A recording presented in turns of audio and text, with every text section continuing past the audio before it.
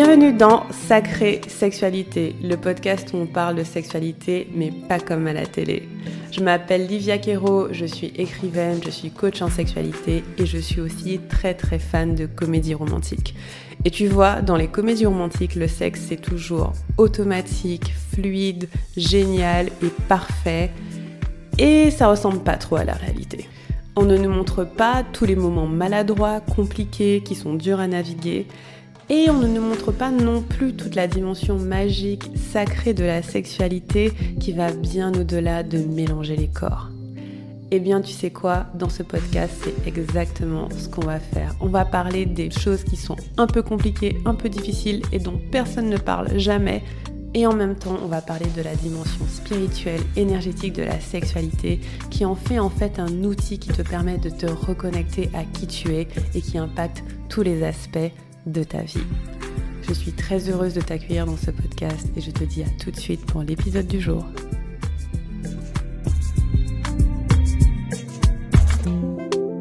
Hey my loves, hyper heureuse de vous retrouver pour cet épisode. Alors cet épisode on me l'a demandé encore et je suis même étonnée avec moi-même de ne pas l'avoir fait plus tôt, mais le timing est parfait donc on va parler aujourd'hui. Je dis très souvent que la sexualité affecte tous les aspects de la vie. Je le dis tout le temps et j'ai jamais expliqué pourquoi en détail, donc je vais le faire aujourd'hui. La tagline de mon programme Sacrée Sexualité, c'est « Transforme ta sexualité, transforme ta vie ». Pourquoi c'est le cas? Alors, dans l'épisode précédent, je vous expliquais la différence entre le sexe et la sexualité. Donc la sexualité, c'est mon rapport au sexe, c'est mon rapport à l'énergie sexuelle. Donc quand je dis transforme ta sexualité, transforme ta vie, je ne veux pas dire fais plein de sexe, fais l'amour et des orgasmes et transforme ta vie. Ça en fait partie, mais ce n'est pas exactement ce que je veux dire. Ce que je veux dire, c'est que quand tu transformes ton rapport à l'énergie sexuelle, au sexe, à la sexualité comme sujet, tout dans ta vie change. Et dans cet épisode, je vais expliquer pourquoi en détail. Si on reste à un niveau élevé, donc un peu au-dessus de la surface avant qu'on plonge plus profond, le sexe, la sexualité, c'est un thème tellement réprimé, il y a tellement de répression autour, que quand tu vas travailler sur ça et libérer ça, tu vas libérer tout dans ta vie. C'est comme si on allait chercher le nœud le plus dur, le plus tendu, et qu'on défaisait ce nœud, et quand on défait ce nœud, ça va affecter tout le reste. Alors moi, je travaille essentiellement avec des personnes qui ont des vulves, des femmes et des personnes non-binaires. Je travaille pas avec des hommes cis, hétéros ou pas hétéros. J'y ai pensé, mais en fait, j'ai déjà tellement travaillé, j'ai déjà tellement de choses à dire et à faire pour mes clientes et mes clients qui sont des femmes et des personnes non-binaires que je ne peux pas vraiment m'engager auprès des hommes cis et j'espère, et je sais qu'il y en a beaucoup qui écoutent ce podcast et j'en suis très heureuse parce que j'espère que ce que je partage va les aider également à voir la sexualité différemment, mais essentiellement mon travail est avec des personnes à vulve. Et donc du coup, quand on a une vulve dans cette société, malheureusement on a tellement de répression, mais de base, juste en naissant. La société est sexiste, donc ça veut dire que le fait d'être une femme et encore plus une personne non-binaire, parce que la société déteste quand on s'éloigne de la binarité, alors on va être catalogué d'une certaine façon, vu d'une certaine façon. Et ce sexisme, on le voit hyper tôt. On le voit dès l'école. Moi, j'ai des copines qui ont des enfants qui ont 4-5 ans. Dès la maternelle, dès le primaire, on commence déjà à catégoriser les enfants selon leur genre. Tu es une fille, c'est comme ça. Tu es un garçon, c'est comme ça. Toi, tu joues à ça. Toi, tu joues pas à ça. C'est hyper tôt, en fait, que la sexualité s'exprime. Et pour moi, cette répression, elle arrive tellement tôt dans la vie que moi, j'ai plusieurs de mes clientes, leur gros trauma par rapport à la sexualité, c'est qu'on leur a dit que être une femme, c'était nul, que c'était horrible, qu'il fallait être un homme, et que être un homme, c'était mieux. C'est ça leur gros trauma par rapport à la sexualité. On n'est pas sur du sexe, on est vraiment sur de la sexualité. C'est de la répression couplée à du rabaissement de l'estime de soi. Et donc vous voyez, pour moi, il y a ce truc de... C'est un tel nœud dans la société, ça fait partie des premières différences qu'on a entre humains, nos différences de genre ou de sexe en fonction de comment on voit le truc, que, voilà, ça devient un sujet très rapidement. Et donc, moi, j'ai identifié que c'était le plus gros nœud que je pouvais régler, et que comme je suis quelqu'un qui aime l'efficacité, j'aime quand c'est efficace, et je vais directement là où Voilà, là où ça chamboule tout. Et pour vous raconter un peu comment j'en suis venue à faire ce travail, en fait, c'était en 2017. Donc, je vous ai déjà raconté un petit peu, enfin, vous pouvez l'écouter dans un épisode précédent. J'étais dans une relation qui était un peu difficile. J'ai quitté cette relation, j'étais célibataire et je me suis dit, je veux plus jamais que ma sexualité soit comme avant. Et ça s'est couplé avec plusieurs de mes clientes à l'époque. Donc, mes clientes, je les aidais à développer leur entreprise, à soit vraiment mettre en œuvre leur entreprise sur Internet, parce que j'ai toujours eu une entreprise sur Internet. Enfin, j'ai pas toujours eu une entreprise sur Internet, mais toutes les entreprises que j'ai eues étaient sur Internet. Et le rapport à l'argent. Et il y a une époque, je crois que c'était, oui, cet été-là, où je sais pas, 3-4 de mes clientes, on parle de ce qui les freine à s'exprimer sur les réseaux, on parle de ce qui les freine à demander d'être payées leurs factures, mais genre littéralement la facture elle est partie, la personne t'a dit oui et tu ne la relances pas. On a parlé de ce qui les empêchait d'oser en fait y aller, quoi, s'exprimer, parler et tout. Et puis en creusant sous la surface, j'ai 2, 3, 4 de mes clientes qui en fait avaient un passé de trauma sexuel. Soit une agression sexuelle en étant adulte, donc par un ex par exemple, ou une ex, en général c'était des hommes. Soit j'en ai une, c'était de l'inceste, et soit j'en ai une, c'était de la répression liée à la religion. Et je me dis, mais attends. Je dis, attends, il y a un truc énorme là. Il y a un truc énorme et je sais pas pourquoi on n'y pense pas. 50% de la société, ce sont des femmes ou des personnes à vulve. Parmi ces personnes à vulve, il y en a au moins de façon connue 1 sur 4 qui a été agressée sexuellement. Probablement 1 sur 3. Sur ces femmes, 95% de toutes les personnes à vulve dans la société ont connu du sexisme. Même si vous n'avez pas vécu d'agression sexuelle, même si vos limites n'ont pas été dépassées sexuellement, vous avez connu du sexisme dans la société. Sauf si vous faites partie des 5% qui sont hyper chanceuses. Et je me suis dit, mais évidemment que c'est dur de s'exprimer dans ce cas-là. Évidemment que c'est dur d'aller chercher son argent et se faire payer sa facture. Évidemment, on a une inégalité invisible en plus de toutes celles qui sont présentes dans la société et qui sont manufacturées pour nous empêcher d'avancer, en plus du fait qu'on n'est pas payé pareil, qu'on soit salarié ou entrepreneur. D'ailleurs, j'avais lu une étude sur le sujet que même en étant entrepreneur, on va avoir tendance à fixer des prix plus bas que les hommes cis, etc. Eh bien, avec tout ça, on a une inégalité sociétale qui est qu'on se fait putain d'agresser en fait. Et donc du coup, bien sûr que ça va nous affecter, bien sûr que ça va affecter notre confiance en nous, bien sûr que ça va affecter notre affirmation de nous, bien sûr que ça va affecter comment on évolue dans la société. Personnellement, je n'ai pas connu de trauma sexuel, mais j'ai du trauma développemental, donc lié à l'enfance, et que j'ai vachement libéré. Et je sais que ça m'a empêché, par exemple, de dire ce que je voulais profondément dire, parce que j'avais peur d'être rejetée, j'avais peur de ne plus faire partie du groupe, j'avais peur de ne pas être aimée, parce que ça, c'est l'un des besoins fondamentaux, c'est de faire partie du groupe. Alors si en plus, j'ai connu, par exemple, une agression sexuelle étant enfant, donc quelque part, créer la croyance que mon corps ne compte pas, que je ne compte pas, que mes limites ne comptent pas. Si en plus, on m'a dit que m'exprimer librement, donc peut-être flirter, faire l'amour, avoir du plaisir, c'était mal, bah, par exemple, être entrepreneur, gagner de l'argent, c'est un truc qui fait plaisir.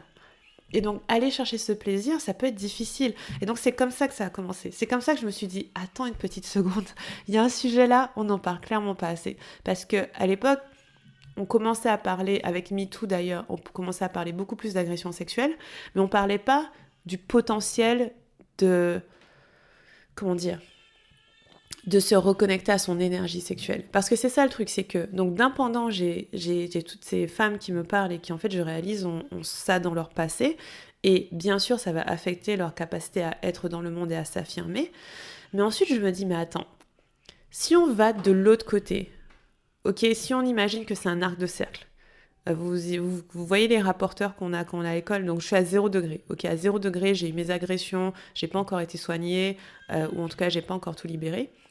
Et imagine, je vais à 180 degrés, et là, je libère tout ce qui me freine, Et non seulement je libère tout ce qui me freine, et j'ai accès à ma puissance sexuelle qui a été réprimée. Mais attends, mais je suis capable de tout. Je suis capable de tout dans le monde. Je suis capable de tout faire, de tout être.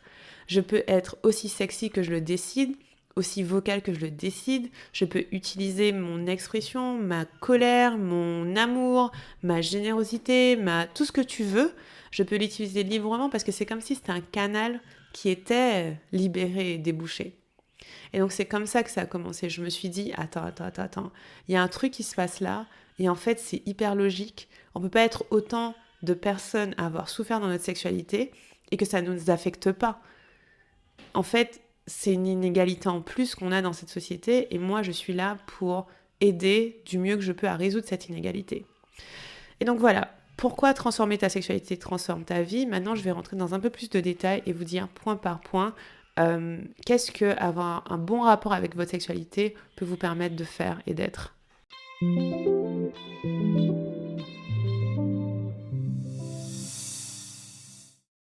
Alors, pour vous expliquer bien comment la sexualité affecte tous les aspects de votre vie, je vais utiliser notre méthode qui est de travailler avec des archétypes. Alors, je travaille avec 7 archétypes, je les appelle les archétypes retour à l'essence, et chaque archétype va quelque part représenter un aspect de notre vie. Ok ?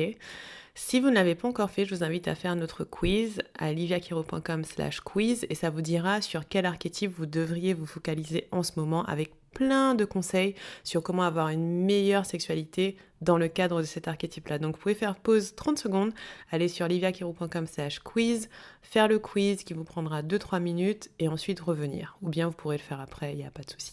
Ok.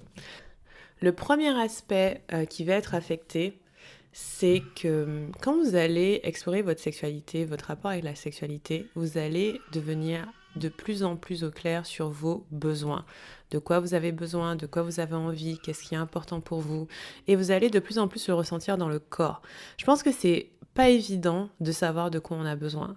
Quand on s'est parfois jamais posé la question, parfois on va se dire j'ai besoin de rien, moi ça va, tranquille, je me gère. Parfois on va être très au fait des besoins des autres, et souvent en sexualité c'est le cas, on va penser à de quoi l'autre a besoin, on va penser à comment on peut plaire à l'autre, comment on peut lui faire du bien, comment on peut lui faire plaisir. Et d'ailleurs, c'est malheureusement dans plein de conseils sexuels, c'est ce qu'on va transmettre. On va te dire comment faire plaisir à ton ou ta partenaire, mais pas vraiment comment recevoir du plaisir à toi. Et pour moi, au fur et à mesure qu'on va apprendre à chercher son plaisir, on va être beaucoup plus au clair sur comment remplir ses propres besoins. Et une chose qui va arriver parfois, c'est qu'on va se demander, est-ce que j'ai le droit de vouloir ce que je veux ? Est-ce que j'ai le droit de vouloir ce que je veux vraiment ou est-ce que je vais me contenter d'un peu moins ? Après, bien sûr qu'on va se dire non, je vais pas me contenter d'un peu moins, je vais aller vers ce que je recherche. Mais dans les faits, c'est pas toujours évident de se dire si, c'est ce que je veux et j'en veux pas moins. Et je le vois dans tout. Je le vois par exemple, le premier exemple qui me vient, c'est pour mes clientes célibataires qui veulent attirer l'amour. Très souvent, elles sont dans une démarche de dating, de sortir avec des personnes, des hommes, des femmes, peu importe. Et parfois, en fait, elles vont tolérer des choses qui sont pas ce qu'elles veulent, en vrai. Et elles vont se dire « Oh, mais il est pas trop mal, mais c'est sympa et tout. » Et en fait, non, leur besoin est très clair. C'est juste qu'il est au-dessus de ce qui semble acceptable. Et ça, c'est une des choses que je vois beaucoup, c'est qu'on va vachement négocier avec nos besoins. Parce qu'on va se dire « Non, mais c'est bon, j'en demande trop. » Non, vous en demandez pas trop. Ce que vous demandez, c'est légitime. Et donc, pour moi, cette notion de besoin, ça affecte absolument tout. Je peux vous donner d'autres exemples. Par exemple, ça va affecter vos relations amoureuses. Si vous êtes célibataire et que vous avez envie d'être en relation avec quelqu'un, être très au clair sur vos besoins, ça va faire une différence. Vous n'allez pas attirer le même genre de personne. Et parfois, on a du mal à se dire, oui, est-ce que c'est un besoin ? Est-ce que c'est vraiment nécessaire ? Est-ce que c'est une envie ? Alors, dans notre description des besoins, il n'y a pas la notion de nécessité. Il n'y a pas la notion de... on ne parle pas de besoins vitaux, ok ? On ne parle pas de... Oui, c'est aussi vital que boire ou manger. Non, on parle du fait qu'un besoin, c'est un ressenti dans le corps. Si vous le ressentez dans le corps comme étant quelque chose que vous désirez, c'est un besoin. Donc, on va considérer que nos envies, ce sont des besoins, que nos désirs, ce sont des besoins. Du moment qu'on les sent dans le corps, il n'y a pas à les juger, il n'y a pas à les critiquer, il n'y a pas à dire c'est assez, c'est pas assez. Et donc, quand on devient quelqu'un qui est de plus en plus clair sur comment c'est dans son corps quand elle veut quelque chose, ça va rendre vos décisions plus faciles. Par exemple, moi j'ai une entreprise, mon entreprise grandit et je sens en fait de quoi j'ai besoin. Par exemple, je sens que j'ai besoin du fait qu'elle grandit, de soutien. Et donc du coup, je vais aller chercher ce soutien ou bien je vais mobiliser de l'énergie pour avoir ce soutien. Mais je veux pas n'importe quel soutien. J'ai besoin de certaines choses dans le cadre de ce soutien. Par exemple, c'est très clair pour moi. Alors qu'avant, je pouvais avoir par exemple des équipes que je payais, qui faisaient des choses, mais qui ne faisaient pas exactement ce dont j'avais besoin, ce qui me faisait me sentir en paix dans mon corps. Là, j'ai une équipe qui est superbe et toutes les... tout ce qu'elles font, toutes leurs actions font que dans mon corps, il y a de l'apaisement. Parce que je suis très au clair sur ce dont j'ai besoin et j'arrive à le communiquer. Donc ça, c'est l'un des aspects. Là où je vois qu'il y a une grosse différence, et ça rejoint le deuxième point dont on va parler aussi, c'est dans les relations familiales de mes clientes. Mais je dirais non, plutôt le deuxième point, les relations familiales. Là, je trouve que le premier point, c'est vraiment pour vos relations du quotidien. Dans vos relations du quotidien, donc que ce soit avec vos équipes si vous travaillez en équipe, que ce soit avec votre patron, que ce soit avec votre conjoint ou votre partenaire de vie, que ce soit avec vos amis proches, le fait d'exprimer vos besoins fait que votre vie est plus riche. En fait, il y a 3 compétences en lien avec les besoins. Il y a le fait de les ressentir dans le corps, se dire j'ai besoin de ça, je le reconnais dans mon corps.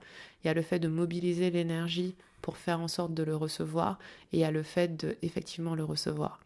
Et la façon dont on travaille avec ça, c'est qu'on va énormément travailler sur le consentement et le oui quand on travaille en sexualité. On va beaucoup réfléchir à nos désirs, qu'est-ce qui nous fait vraiment envie, et on va aller chercher cette sagesse-là dans le corps.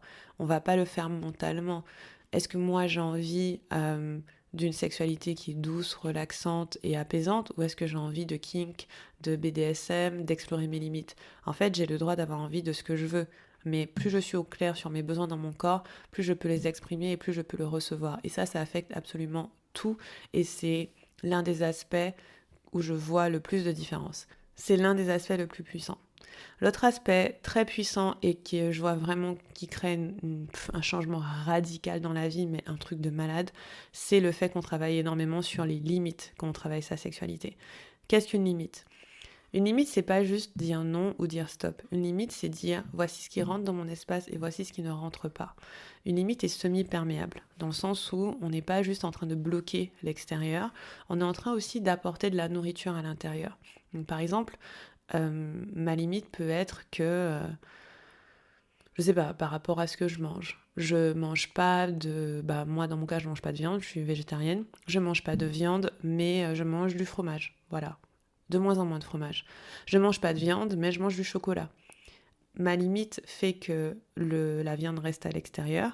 Ma limite fait aussi que le chocolat rentre à l'intérieur. Et ça, c'est une chose qu'on comprend très peu en général sur les limites, que les limites servent aussi à laisser rentrer ce qui est bon pour nous. Parce que du coup, ça nous permet de garder ce qui est bon pour nous. Si on avait des limites trop lâches, on laisserait rentrer à la fois ce qui est bon pour nous et ce qui n'est pas bon pour nous, ce qui serait une menace pour ce qui est bon pour nous. Mais si on avait des limites trop rigides, on garderait à l'extérieur à la fois ce qui est bon pour nous et ce qui ne l'est pas. Ça veut dire que l'intérieur ne serait pas nourri. Et donc le gros du travail des limites, c'est du discernement. C'est choisir qu'est-ce que je laisse rentrer et qu'est-ce que je ne laisse pas rentrer. Et ça, quand on fait ce travail en sexualité, on le fait vraiment, c'est, je dirais, 80% du travail que je fais avec mes clientes au début.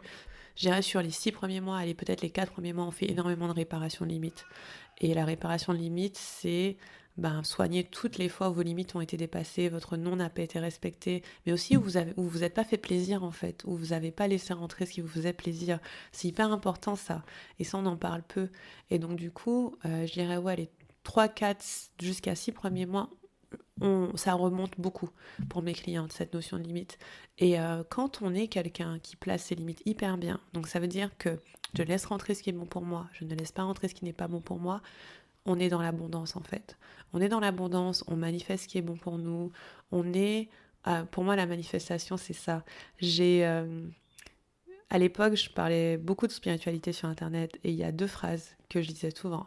C'était tout ce qui n'est pas fluide doit partir. Donc tout ce qui n'est pas fluide doit partir, c'était genre si ça roule pas, c'est pas bon pour moi, je laisse partir. Mais aussi l'alignement se fait par le tri. Essentiellement, votre vie sera plus joyeuse si vous triez ce qui n'est pas bon pour vous. Et je le vois à 1000% dans ma vie. un gros du travail, c'est arrêter de laisser rentrer ce qui n'est pas bon pour vous.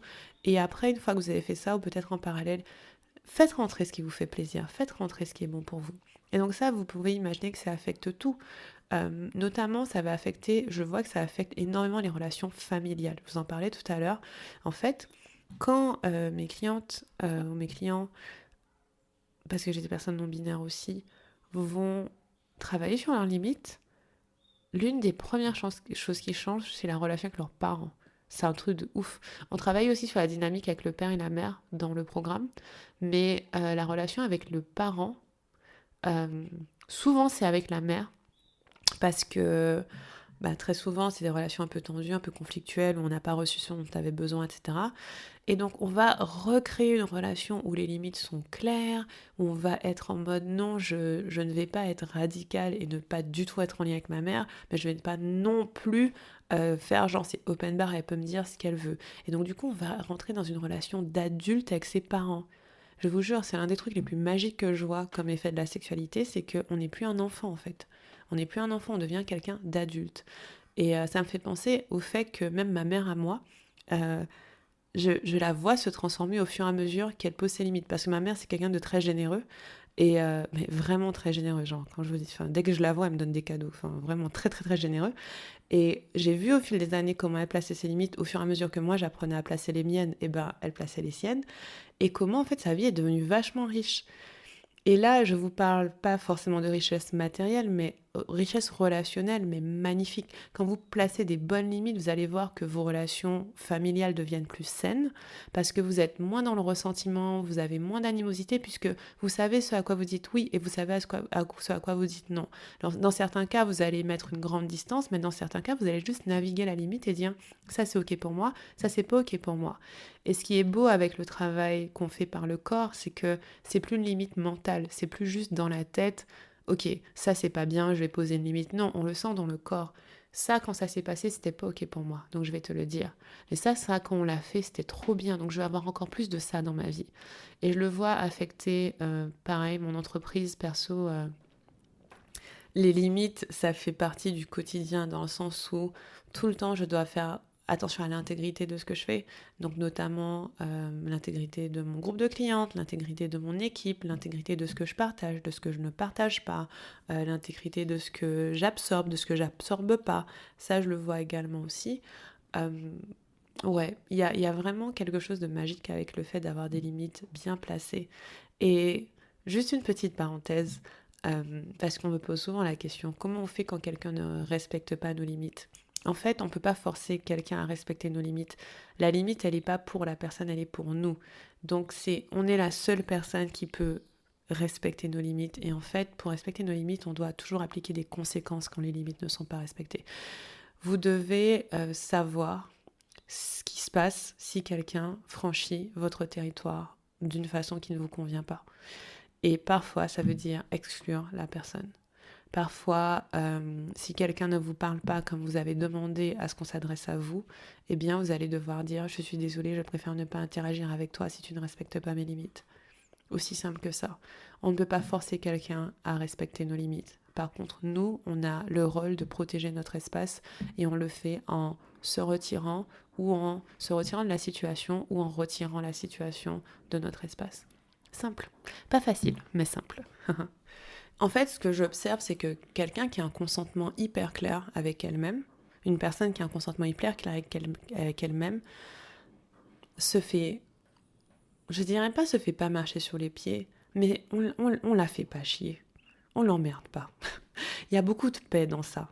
Sincèrement, il y a beaucoup de paix dans ça, dans le fait que mon consentement, et j'ai fait un épisode sur l'autoconsentement, vous pouvez aller l'écouter, mon consentement avec moi-même est tellement clair qu'en fait, j'ai très peu de choses dans ma vie qui m'emmerdent, quoi. Et la paix, c'est magnifique. Et ce que ça permet aussi d'avoir des limites qui sont bien placées, donc où je laisse rentrer ce qui est bon et je ne laisse pas rentrer ce qui n'est pas bon, c'est qu'à l'intérieur, ça peut fleurir.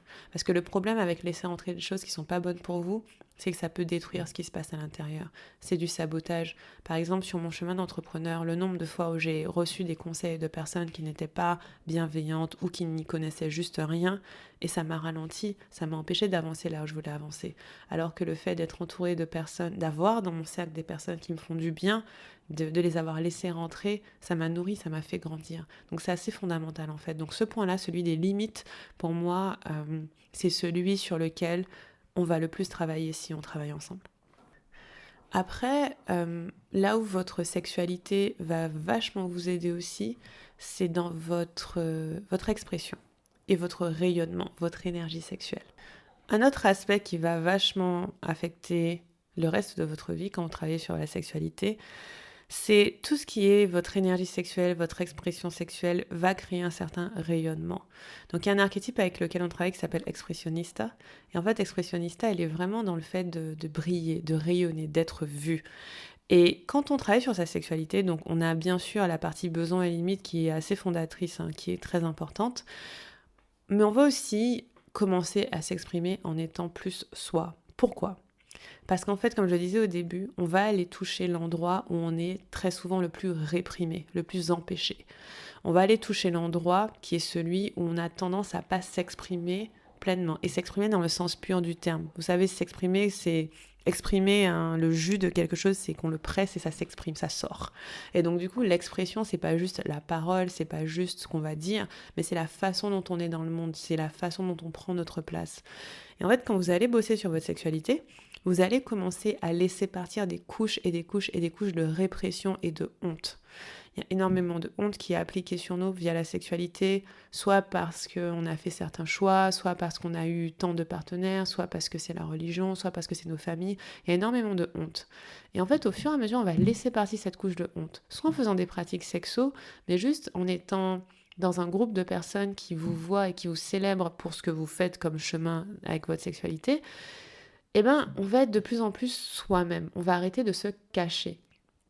Et le truc avec ça, c'est que c'est vraiment magique, c'est qu'on va commencer à davantage rayonner. On va commencer à rayonner, on va commencer à briller, on va commencer à être vu.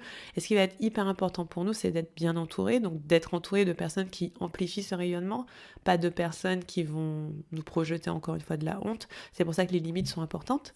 Et donc du coup, quand on va rayonner comme ça, c'est là où je vois... beaucoup de choses dans notre vie peuvent changer. Et là, je le vois en mode magnétisation. C'est là où on va magnétiser dans notre vie des choses qui nous font plaisir. Par exemple, on va magnétiser le ou la partenaire de vie qu'on recherchait. On va magnétiser les opportunités business qu'on recherchait. On va magnétiser de l'argent parce qu'on va en fait mobiliser l'énergie nécessaire pour recevoir l'argent. On va avoir les limites qui nous permettent de laisser rentrer ce qui est bon, ne pas laisser rentrer ce qui n'est pas bon. Mais aussi, en fait, on va souvent s'exprimer. On va être une personne qui donne envie. On va être une personne avec qui ça fait envie de travailler. On va être une personne qui captive. On va être une personne qui brille. Et pour moi, ce rayonnement-là, il est hyper intéressant si vous avez envie de manifester des choses dans votre vie. Et ça ne veut pas dire que vous devez rayonner en étant une star d'Instagram. C'est pas ça. Je le vois même dans les communautés de mes clientes, en fait, même si vous êtes dans des petits groupes, dans des associations, même si c'est entre amis, etc., vous allez être quelqu'un qui a tellement de moins en moins honte d'être elle-même qu'elle va juste s'exprimer et être là. Et votre essence, qu'il y a en fait sous les couches de honte et de répression, va s'exprimer aussi, et c'est hyper séducteur, c'est hyper attirant. Il y a un truc vraiment sexy avec le fait d'être soi. Il y a un truc vraiment, vraiment sexy avec le fait d'être soi et de ne pas essayer de prouver quoi que ce soit, de ne pas essayer d'être quelqu'un qu'on n'est pas, de ne pas se contorsionner. C'est génial. Et pour moi, c'est ça qui fait une énorme différence également dans le quotidien. Moi, en ce moment, je suis clairement dans ma phase expressionnista. J'ai envie de me montrer encore plus. J'ai envie d'être encore plus vue. Et j'étais dans d'autres phases, je vous parlais de la prochaine, et clairement ça, j'étais dans cette phase-là pendant longtemps. Comme quoi, c'est pas linéaire ce que je vous dis, c'est beaucoup de choses qui se passent en même temps. Et ouais, le rayonnement, ça affecte vraiment toutes les parties de votre vie. Un autre aspect qui est vraiment fondamental, et c'est celui où je me suis reconnue pendant très très longtemps, avant de rentrer dans ma phase expressionniste. C'est, même si, comme je disais, tout se passe un peu en même temps, c'est juste que voilà, il y a des choses qui sont plus proéminentes que d'autres. Pour moi, la sexualité, c'est l'un des chemins les plus puissants, les plus efficaces vers votre spiritualité. Notamment parce que la sexualité, une vraie sexualité consciente, une sexualité sacrée, demande avant tout d'être très honnête, d'être honnête avec soi-même et d'être honnête avec les autres. Pour moi, une certaine honnêteté, une franchise est hyper nécessaire si on veut avoir une belle sexualité, parce que sinon, quand il y a un mensonge, c'est compliqué. c'est pas le plus excellent comme énergie, le mensonge. C'est pas top. Et donc du coup, même si je juge pas les gens qui mentent, parce que tous les humains mentent, moi aussi je mens, bien sûr, mais quand on peut, soyons honnêtes. Et donc du coup, la sexualité demande une certaine honnêteté envers soi-même et envers les autres. Et donc, la sexualité consciente en tout cas. Et donc ce qui va se passer, c'est que on va sentir dans son corps qu'est-ce qui est vrai maintenant, de quoi j'ai envie maintenant, quelle est ma connexion à moi-même, quelle est ma connexion avec l'autre. Et si on veut une vraie sexualité vraiment transcendante, on va aller chercher plus que la génitalité, plus que le sexe, voilà, frottement de parties génitales, mais on va aller chercher la connexion intime et spirituelle avec l'autre personne, si on fait l'amour avec une autre personne. Et pour moi, ça, on est clairement dans l'aspect spirituel de la sexualité. Pour moi, la sexualité et la spiritualité, je le dis assez souvent, et en fait, je le redis là, c'est deux faces d'une même pièce. La spiritualité est sexuelle, la sexualité est spirituelle. Pour moi, la sexualité, c'est une spiritualité incarnée. C'est la spiritualité dans le corps. C'est la spiritualité qu'on a quand on ne flotte pas au-dessus, la tête dans les nuages. C'est la sexualité qu'on a quand on est présent. Et le fait de bosser sur votre sexualité va vous aider sur votre intuition et votre capacité à être dans la vérité. Pourquoi ? Parce qu'on fait énormément de ce qu'on appelle l'interoception. Donc l'interoception, c'est la capacité à ressentir ce qui se passe dans le corps. Plus vous allez apprendre à ressentir ce qui se passe dans le corps et à le nommer, plus vous allez développer votre intuition et plus vous allez commencer à capter des choses qui ne sont pas tangibles, qui font partie du monde de l'invisible quelque part, qui sont... Alors l'imagination, c'est un énorme outil quand on travaille par le corps, on va visualiser beaucoup de choses et donc on pourrait voir ce rapport à l'imagination comme un rapport à la spiritualité, dans un sens. Et pour moi...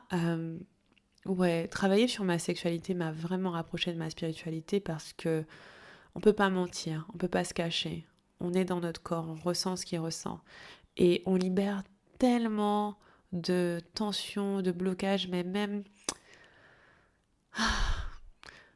En fait, l'accès à la vérité que permet la sexualité se passe par le fait d'enlever le mensonge, quelque part, si je suis un peu philosophique. Par exemple, on va laisser partir des anciens schémas qui ne nous servent plus. On va laisser partir des anciennes narratives qui ne nous servent plus. On va laisser partir du transgénérationnel aussi. Des choses qui nous ont été transmises de mère en fille, de père en fille, de génération en génération qui ne nous appartiennent pas. Ça, c'est un travail spirituel. Ça, c'est un travail profondément spirituel. On va se connecter parfois et assez souvent en fait à des ressources qui sont plus grandes que nous. Donc comme nous on fait un travail avec les traumas, on a besoin que le corps soit apaisé pour le faire. On ne peut pas vraiment travailler sur les traumas avec un corps qui est trop activé parce que ça serait vraiment trop.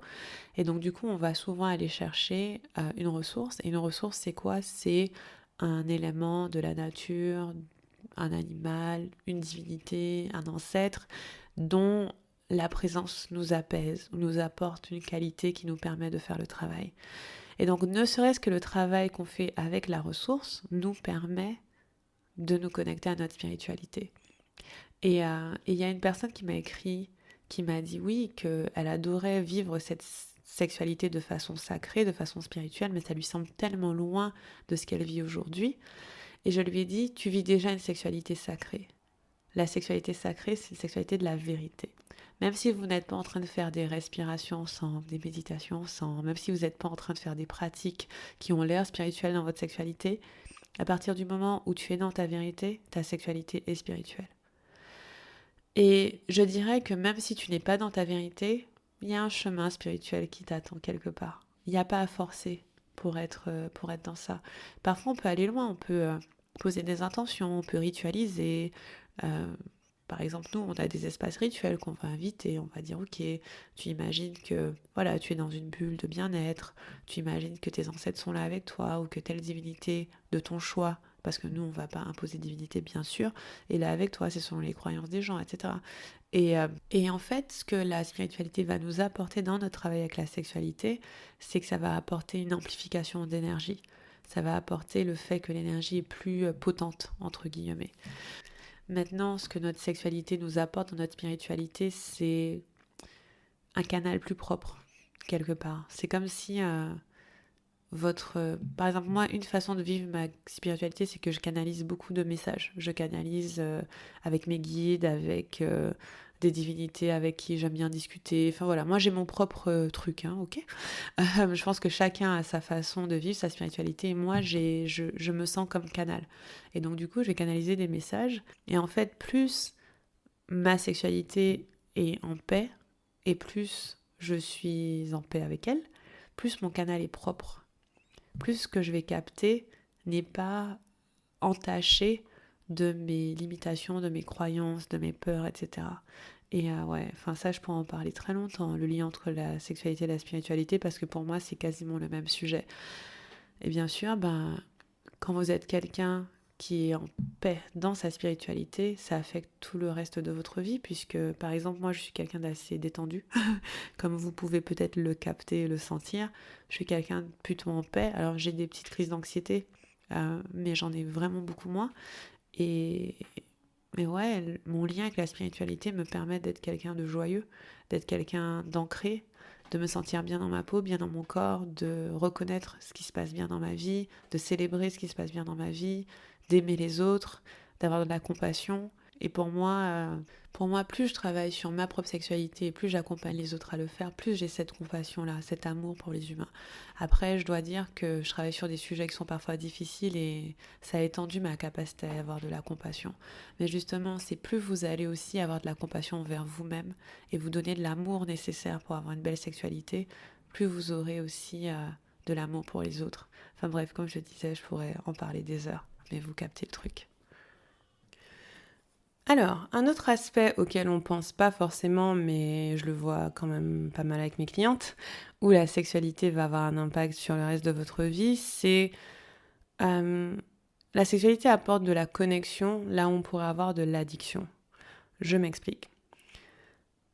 L'addiction, c'est quoi? Donc, de quel genre d'addiction je parle? Je parle de, par exemple, l'addiction à la nourriture, le fait de manger plus que ce qui est nécessaire pour nous, l'addiction au porno, l'addiction aux relations amoureuses, ça existe, hein, le fait d'être complètement addict aux relations amoureuses, une certaine dépendance affective aussi, l'addiction au sucre, l'addiction à la drogue, l'addiction à l'alcool.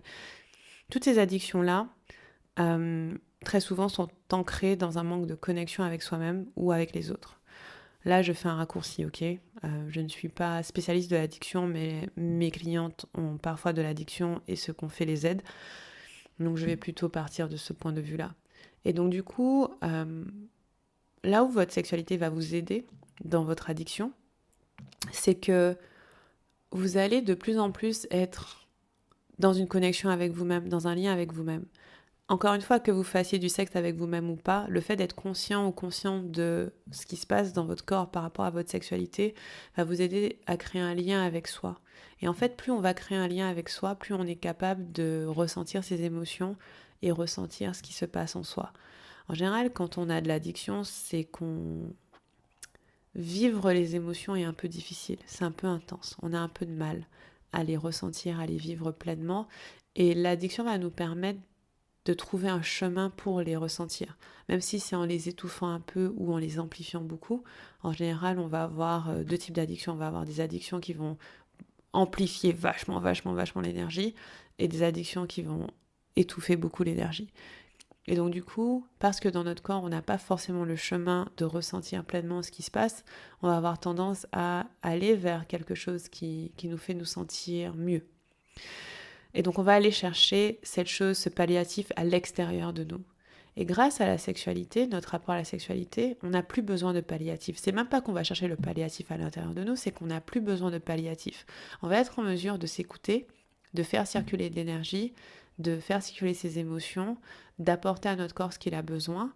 Et sans pour autant aller dans ce qu'on pourrait appeler un certain excès. On va être plus en cohérence au diapason avec soi-même en fait. Et ça, je vois vraiment une belle différence à ça. Là, ce qui va aider le plus, je dirais même pas tant que c'est le rapport à la sexualité, genre le sexe en lui-même, mais c'est le rapport avec le corps. C'est le rapport avec les ressentis émotionnels, c'est le fait d'aussi laisser partir certaines couches de trauma qui va aider vachement avec l'addiction. Donc si jamais vous souffrez d'addiction, peu importe ce que c'est, sachez que travailler sur votre sexualité en conscience, mais surtout avoir un rapport conscient avec votre corps peut vraiment aider à naviguer tout ça.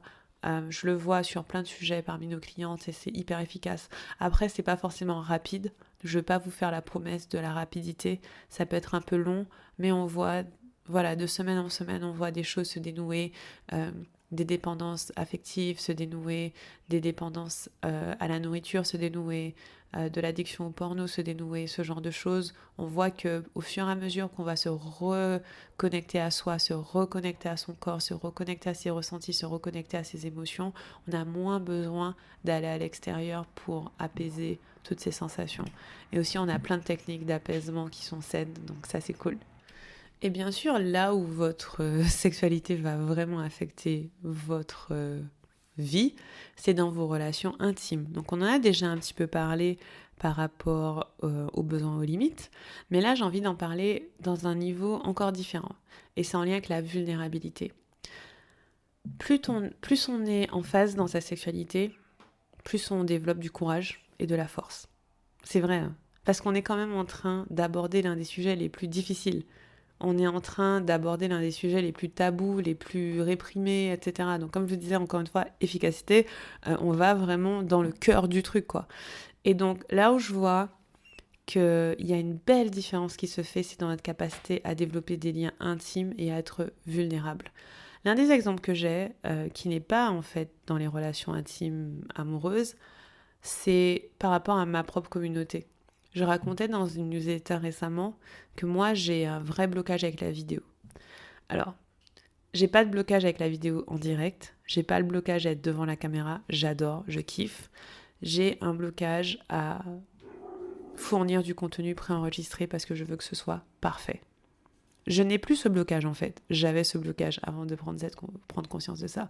Je veux tellement que ce soit parfait, je veux tellement que ce soit bien, que je me mets une montagne énorme. Et en fait, il y a un truc que j'ai compris, c'est que être en intimité avec les gens, comme je suis en intimité avec ma communauté, demande à être imparfait, demande à être vulnérable. La vulnérabilité, c'est hyper sexy, parce qu'en fait, je te montre pas quelque chose de lisse et de parfait et de hyper bien fait. Je te montre quelque chose de vrai. Et cette vérité-là va nous faire créer du lien, plus que le fait de faire tout parfait. Parce que moi, le truc avec les vidéos, c'est que je veux que ce soit, la lumière soit parfaite, mes vêtements soient parfaits, mes cheveux soient parfaits, que ce que je dis soit parfait, que tout soit parfait. C'est épuisant. Mais bon, j'ai lâché ça justement en comprenant à quel point cette intimité entre nous, elle est importante et à quel point cette intimité est possible si on est vulnérable. Et cette vulnérabilité, elle vient vachement grâce à la sexualité, puisque quand on est en lien en sexualité avec soi-même et avec les autres, on va prendre ce qui vient en fait. On va pas essayer, normalement, quand on arrive à ce stade de se laisser être qui on est, n'est-ce pas? On va pas essayer de tout contrôler. On va apprendre à ne pas tout contrôler. On va apprendre à lâcher prise, entre guillemets, parce qu'en fait, lâcher prise, ça veut dire beaucoup de choses, comme j'ai déjà expliqué dans un autre épisode. On va essayer d'être présent à ce qui est. C'est ça qui est beau dans une sexualité consciente et sacrée, c'est qu'on est présent à ce qui est. Et quand on est présent à ce qui est, on est vulnérable. On est vulnérable, on se met un petit peu en danger, tout n'est pas balisé, lisse ou parfait, tout n'est pas contrôlé parce qu'en fait, pour créer du lien intime avec les autres, c'est important de montrer les parts de nous qui ne sont pas forcément toujours belles. C'est important de montrer les parts de nous qui sont pas parfaites, mais qu'on veut aussi voir célébrer. Et je trouve que la sexualité permet vraiment de créer ce lien-là, parce que quand on travaille avec ça en soi, ce qui va se passer, c'est qu'on va accepter vachement mieux toutes les parts de soi. On va accepter vachement mieux toutes nos particularités, peut-être nos petites bizarreries, les choses voilà, qui sont un peu étranges, et bien on va les accepter en nous. Et donc du coup, ça va permettre que le lien intime soit plus fort. Et, euh, et ouais, ça nous permet de créer une intimité juste parce qu'on va pas aller chercher à l'extérieur la validation. On va pas aller chercher à l'extérieur que une personne nous dise qu'on est assez bien ou comme ci, comme ça. On va pas non plus développer des loyautés de l'extrême avec les autres. On va en fait, à force d'avoir une intimité avec nous, on va créer une intimité saine avec les autres. Et moi, je trouve ça super puissant. Je trouve ça vachement beau en fait parce que ça manque euh, ce lien intime, mais qui soit vrai, qui soit réel, qui soit pas basé sur la transaction, le je fais ça pour toi et tu fais ça pour moi, qui soit pas basé sur la performance, ah il faut que je sois à la hauteur pour que toi et moi on soit en lien, etc. Non, qui soit basé sur quelque chose de vraiment joli, de pur, de vrai. Et, euh, et ouais, travailler sur sa sexualité permet vraiment ça, carrément. Ça nous permet aussi d'être courageux. Honnêtement, je l'ai déjà dit tout à l'heure, mais je trouve que plus on travaille sur sa sexualité, plus on a accès en fait à une certaine puissance sexuelle. Encore une fois, on laisse partir tout ce qui nous empêche d'être nous-mêmes, nous pleinement, voilà, de vibrer, de rayonner, etc. On a accès à plus de puissance, donc vous savez, cette espèce de rapporteur dont je parlais au début, on est à 0 degré, et puis on arrive à 90 degrés quand on a laissé partir une belle partie de nos blocages et traumas, et puis on peut arriver à 180 degrés où là, waouh, notre puissance sexuelle, elle explose. Et, euh, et en fait, ça nous rend courageux de créer ce qu'on a envie de créer dans le monde, ça nous rend courageux. On s'en fout en fait de ce que pensent les gens, on s'en fout voilà, de comment on va être jugé, de comment on va être perçu, parce qu'en fait, on sait qu'on a laissé partir tellement de répression qu'il y a des gens autour de nous qui nous aiment pour qui on est, parce qu'on a créé des liens intimes avec eux, on sait quels sont nos besoins, on sait quelles sont nos limites, on sait qu'on est en phase avec notre spiritualité, notre vérité. Putain, ça fait des gens de ouf en fait, ça fait des personnes hyper puissantes. Moi mes clientes, je vois à quel point elles sont puissantes, elles créent des choses magnifiques. Je vois comment, je pense à une cliente par exemple qui, en osant s'exprimer, en osant prendre sa place, en libérant ce qu'il y avait à libérer, ben, crée des choses vraiment magnifiques dans son milieu professionnel en fait, qu'elle n'osait pas forcément faire avant.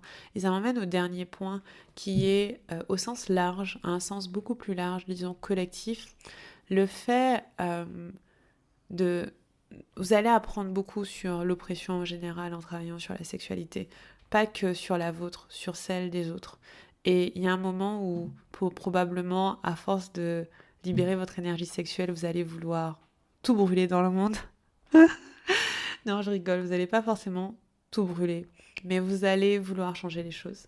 Vous allez vouloir changer les choses, c'est inévitable. Je suis désolée.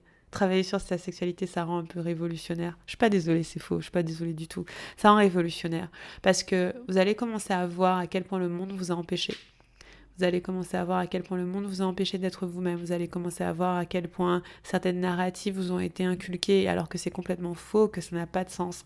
Vous allez remettre en cause beaucoup de choses. Puisque vous avez accès à vous, vous avez accès à votre vérité, vous avez accès à vos sens, à votre plaisir, à votre énergie, à vous, vous allez commencer à remettre en cause le système. C'est, c'est quasiment inévitable, j'ai l'impression en tout cas. Je sais pas, ça dépend. Peut-être quand vous travaillez avec moi, c'est sûr. Et oui, c'est sûr parce qu'on en parle tout le temps. Et, et pour moi, ça crée une belle énergie de création-destruction. Il y a une déesse que j'aime beaucoup qui est tatouée sur mon bras qui s'appelle Pélé. C'est la déesse hawaïenne du feu. C'est elle qui, selon la légende, a créé les îles de Hawaï. Et c'est la déesse de la création-destruction. Et pour moi, la création ne va pas sans la destruction. Et travailler sur votre sexualité, ça rend révolutionnaire dans le sens où vous voulez détruire les systèmes qui ne fonctionnent plus. Vous voulez participer à la destruction de choses qui ne fonctionnent plus. Et en même temps, vous voudrez participer à la création de choses qui sont belles.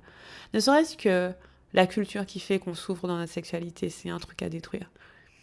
Le fait que, comme je disais, on est tellement nombreux et nombreuses à avoir souffert dans notre sexualité, 95% d'entre nous, si vous êtes une femme ou si vous avez une vulve, a vécu des choses sexistes. Une femme sur 3 à peu près a été agressée sexuellement. Je ne sais même pas combien d'entre nous avons eu nos limites dépassées. Moi, c'est clair que mes limites ont été dépassées dans ma sexualité. Même si j'ai pas connu ce qu'on pourrait appeler texto des agressions sexuelles, clairement mes limites ont été dépassées. J'ai fait des choses que j'avais pas envie de faire et je me le suis, je sais pas, je me suis gaslightée moi-même dans le sens où je me suis convaincue que c'était la chose à faire sur le moment, mais en fait j'ai dépassé mes propres limites. parce que je me sentais un peu forcée, etc. Et donc, quand on prend conscience de tout ça, de tout ce bagage-là, franchement, on devient révolutionnaire parce qu'on ne veut pas que ça se répète. On ne veut pas que ça se répète autour de nous. On ne veut pas que ça se répète si on a des enfants pour nos enfants. On ne veut pas que ça se répète. Et ouais. Et donc, du coup, pour moi, la sexualité permet de rentrer dans une énergie de co-création. C'est clairement, de toute façon, c'est l'énergie de la création, c'est l'énergie de la créativité, c'est l'énergie créative. Et donc, quand on va avancer sur ce chemin, on va ressentir plus de création dans notre corps, on va oser y aller, on va créer de belles choses, on va chambouler les choses. Et au final, bah ouais, ça nous rend hyper puissants et puissantes. Et voilà, les amis, je pense que j'ai fait le tour de ce que je voulais vous dire. Bien sûr, il y a beaucoup de choses que je pourrais dire par rapport à ça, mais pour moi, si je devais résumer en une chose, en une phrase, comment la sexualité, travailler sur la sexualité a affecté tous les aspects de ma vie, ça m'a rendue super badass, quoi. Franchement, je me sens hyper puissante. Et pour vous donner un petit coulisses, hier, j'étais dans un appel avec un groupe dans lequel je participe. C'est un groupe business, en fait, un peu spirituel, voilà, un peu witchy, tout ça. Et on devait laisser partir les contrats, entre guillemets, qui nous empêchaient d'être pleinement nous-mêmes et nous empêchaient de créer ce qu'on veut créer dans le monde. Et en laissant partir certaines choses qui me freinaient, j'ai réalisé que moi, ce que je voulais, c'était du pouvoir. Et c'est ouf parce qu'en fait, je veux du pouvoir, je veux le pouvoir, je l'ai déjà dans une certaine mesure, mais je veux le pouvoir de changer les choses, je veux le pouvoir d'avoir des sous pour créer dans le monde ce que je veux créer, je veux le pouvoir. Et très souvent, cette énergie de pouvoir, elle est vachement masculine. On dit que les hommes politiques veulent du pouvoir, que les gros entrepreneurs veulent du pouvoir, mais nous, en tant que femmes ou personnes à vulve, on dit rarement qu'on veut du pouvoir, pas vrai? Je sais pas pour vous, mais moi je veux du putain de pouvoir. Hein. Moi je veux du pouvoir, j'en ai déjà. Je peux pas ignorer le fait que j'en ai déjà, je change déjà les choses, je fais déjà bouger les choses, mais si d'autres personnes qui ne sont pas moi et qui ne me ressemblent pas ont le pouvoir de faire le monde aller dans la direction qui leur convient à eux, moi, je veux avoir le pouvoir de faire le monde bouger dans la direction qui me convient à moi, personnellement. Et c'est dans la direction de plus de paix et de sérénité et de sécurité pour les femmes, les enfants et les personnes non binaires. Et c'est dans la direction de faire un monde qui est plus tolérant. Mais même pas tolérant, c'est pas vrai. C'est pas la tolérance que je recherche. Moi, je veux qu'on puisse briller. Je veux qu'on puisse tout déchirer, je veux qu'on puisse prendre notre place, je veux qu'on puisse tout défoncer, franchement. Moi, je veux pas la tolérance, c'est bon, on est passé le stade de la tolérance. Moi, je veux qu'on puisse prendre notre place pleinement et démolir tout ce qu'on doit démolir pour prendre notre place. Ok, voilà, ça y est, je pars en full révolution, mais c'est vrai. Je veux participer à casser les systèmes d'oppression qui nous empêchent d'être nous-mêmes. Je veux le pouvoir de le faire. J'ai le pouvoir de le faire. Je veux le pouvoir de le faire. Je veux participer à le faire avec la collectivité, avec le collectif. Et voilà. C'est ça que la sexualité, travailler sur la sexualité a changé pour moi. Ça m'a rendue courageuse et ça a rendu ma vision plus grande. Ça a rendu ma vision beaucoup plus grande que juste moi. Ouais. Voilà. J'arrête là. Je serais hyper curieuse de savoir ce que cet épisode a évoqué pour vous. Vous pouvez m'écrire un mot sur Instagram à Livia Quero ou bien m'écrire un petit mail, hello@liviaquero.com, parce que c'est un épisode qu'on m'a beaucoup demandé. J'aurais pu aller dans plein de directions, mais j'ai préféré aller dans celle-ci où étape par étape je vous montrerai un peu comment ça peut changer les choses pour vous. J'espère que vous captez un peu ce qui est possible pour vous. Comme j'ai dit beaucoup de choses, j'ai parlé de 7 aspects différents. En fait, j'aurais dû le dire du début, mais j'ai parlé de 7 aspects qui correspondent aux 7 archétypes avec lesquels on travaille. Comme j'ai parlé de beaucoup de choses, je vous recommande de réécouter l'épisode et de peut-être prendre des notes ou peut-être d'absorber et de voir si vous retenez une ou deux choses qui vous fait du bien et vous dites « Ok, changer mon rapport à ma sexualité va me permettre de faire ça. » Voilà. Et venez me raconter, venez me dire sur Insta ou bien... taguez-moi en story, enfin bref, partagez. Je vous embrasse, je vous dis à très bientôt et je vous rappelle que vous pouvez vous inscrire au programme Sacrée Sexualité. Les portes sont ouvertes. Le prix va augmenter le 1er janvier. Donc si vous écoutez ce podcast avant le 1er janvier, vous pouvez profiter du prix actuel. Si vous l'écoutez après le 1er janvier, malheureusement le prix va augmenter, mais c'est parce que On a tellement de choses qu'on rajoute dans le programme, on a tellement de choses qu'on rajoute. Donc peu importe quand vous vous inscrivez, vous verrez que c'est un bon deal parce que on rajoute tellement de choses qui vous font du bien. Il y a beaucoup de bonus qui vont arriver, beaucoup de bonus. Il y en a un sur le fait d'attirer l'amour, il y en a un sur le sexe en couple, il y en a un sur la douleur pendant les rapports sexuels, comment l'apaiser. Il y en a un sur le plaisir non sexuel, je vais rajouter pour les personnes justement qui ne sont pas au stade où elles veulent du plaisir sexuel mais qui veulent se reconnecter à leur corps. Bref, on a tout un programme qu'on va créer qui s'appelle du trauma à la joie pour permettre d'avoir plein d'outils pour apaiser son système nerveux et se sentir mieux euh, dans son corps et laisser partir ses traumas. Ça va être ouf, franchement l'année à venir va être ouf, donc je vous invite vivement à nous rejoindre. Pour ça, vous allez sur liviakero.com/programme, vous aurez toutes les infos. Et vous pouvez aussi m'écrire sur Instagram ou par email si vous avez des questions. Vous pouvez aussi prendre rendez-vous avec moi pour en discuter. Le lien pour prendre rendez-vous, c'est liviakero.com/rendez-vous. C'est pas du tout compliqué. Donc vous pouvez prendre rendez-vous avec moi et je serai ravie d'en parler avec vous. Voilà, je vous embrasse et je vous dis à très bientôt pour un prochain épisode. Salut, à bientôt!